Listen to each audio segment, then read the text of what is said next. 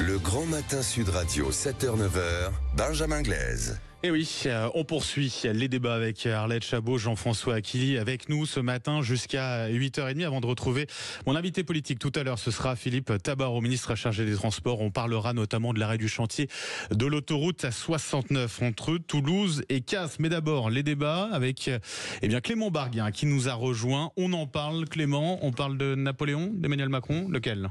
De Vladimir Poutine qui tacle Emmanuel Macron et qui le compare à Napoléon. Alors la riposte s'organise à Moscou. Vladimir Poutine a lancé hier une pique à Emmanuel Macron. Le chef de l'État avait affirmé mercredi soir lors d'une allocution que la Russie était une menace pour la France et l'Europe. Le chef du Kremlin lui a donc indirectement répondu en le comparant à Napoléon. Depuis l'époque de Napoléon, depuis l'invasion de la Russie par Napoléon, certains sont encore impatients. Il y a encore des gens qui veulent revenir à l'époque de Napoléon en oubliant comment cela s'est terminé. Voilà ce qu'a déclaré hier Vladimir Poutine, qui fait référence à l'envahissement de l'Empire russe par Napoléon en 1812, qui malgré la prise de Moscou s'est soldé par une défaite. Réplique cinglante hier soir d'Emmanuel Macron à Bruxelles, en marge du sommet des 27. Écoutez. Je pense qu'il fait un contresens historique et ça m'étonne de lui. Napoléon menait des conquêtes. La seule puissance impériale que je vois aujourd'hui en Europe s'appelle la Russie. Et c'est un impérialiste révisionniste de l'histoire et de l'identité des peuples. En tout cas, c'est un contresens historique. Dans la référence, c'est sans doute qu'il fut piqué du fait que nous avons démasqué son jeu. S'il y a un cessez-le-feu, ça n'est pas pour faire la paix durablement. Ce sera pour mieux reprendre la guerre. Emmanuel Macron qui a par ailleurs assuré qu'il sera prêt à parler au président Poutine, mais quand il aura décidé avec Volodymyr Zelensky et les partenaires européens que ce sera le bon moment. Merci beaucoup Clément Barguin. Arlette Chabot, un mot sur cet échange d'amabilité entre Vladimir Poutine, lapsus, et Emmanuel Macron. Et puis Donald Trump aussi qui s'en prend à Emmanuel Macron.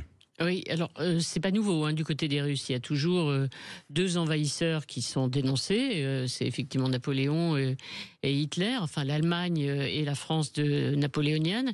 C'est toujours la même référence, c'est le patriotisme, c'est le grand récit national russe.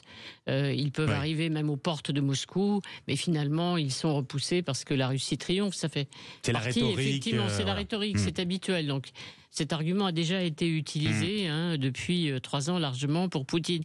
Ce qui est intéressant, c'est que c'est père garde-toi à droite et garde-toi à gauche, parce qu'effectivement, le président de la République a dû aussi répondre hier soir à Donald Trump, qui lui s'interroge sur l'utilisation, éventuellement, le respect de l'article 5, la charte de l'OTAN, si jamais les États-Unis étaient attaqués. Et alors l'Europe s'inquiète et lui dit-il, mais est-ce que la France viendrait au secours ?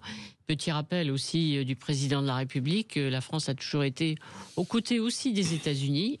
Les États-Unis aux côtés de l'Europe et la France aux côtés des États-Unis dans toute l'histoire. Et la dernière intervention militaire, c'est l'Afghanistan, par exemple. Oui, tout à fait. Donc il est au centre des...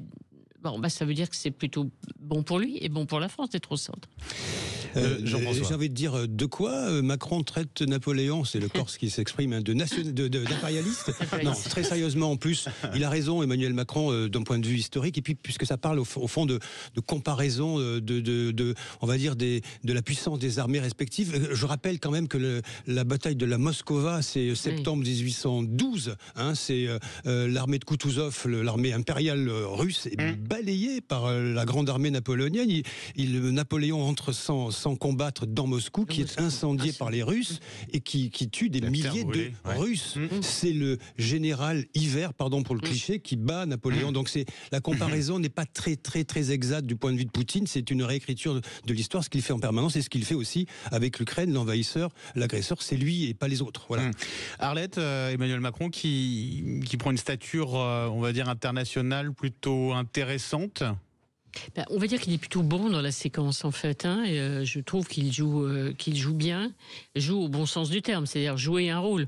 Autant on l'avait trouvé effectivement un peu au début du conflit en Ukraine, on s'en souvient, ne pas humilier la Russie.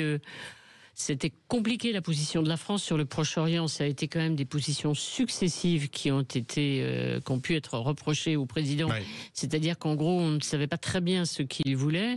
Aujourd'hui, je pense qu'il a trouvé un ton, c'est très important, un ton à la fois calme, tranquille, pour répondre justement aux uns et aux autres, des initiatives qui sont, couronnées de succès, un président qui se met pas en avant. Quand il est à Londres aux côtés du Premier ministre britannique, il laisse parler le Premier ministre britannique, donc je pense que c'est plutôt bon. Alors il y a une petite traduction, une efficacité dans les sondages, c'est pas formidable, mais franchement, là, la séquence est favorable. Est bonne au bon sens du terme, si j'ose dire. Jean-François, rapidement pour conclure. Oui, très très court. Il a raison de montrer les muscles au moment de la négociation, parce qu'on parle de ça. C'est la paix, mais pas à n'importe quel prix. Voilà.